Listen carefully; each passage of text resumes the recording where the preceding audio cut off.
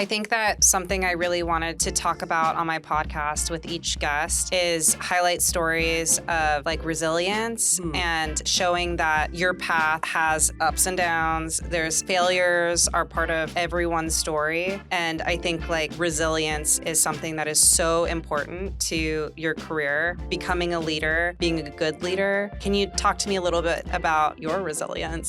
So I don't think I have like a specific story to kind of like tell to help, I guess, kind of give you a sense of how I operate. But I definitely think of myself as incredibly resilient, incredibly perseverant. Like, as I mentioned, like if I have kind of like a goal in mind, I am going to be working at that, like no matter what. It lives right here.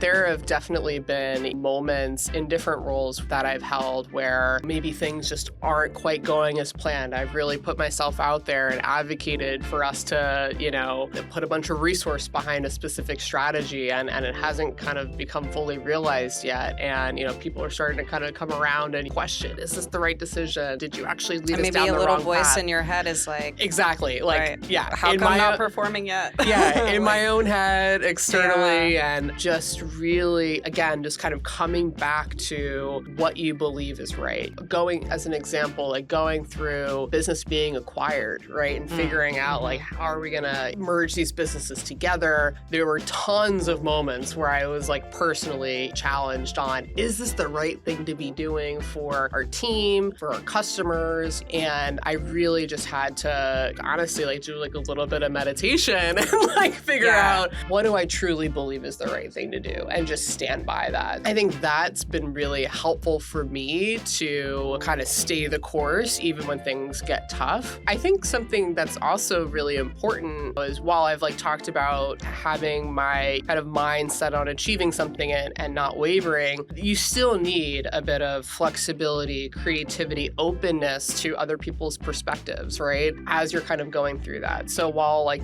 there might be like an end goal that I'm working towards, like the path to get there doesn't have to be exactly how I set out in the beginning. And really removing the ego is like, and forgiving yourself. Like, I feel like those are things that took me a long time to do. And once I just started kind of like shedding this like weight and just really being open to the path, not necessarily being as I expected, but just making sure that I'm still grounded in like what matters to me, that, I don't know, has kind of like helped me get to the end.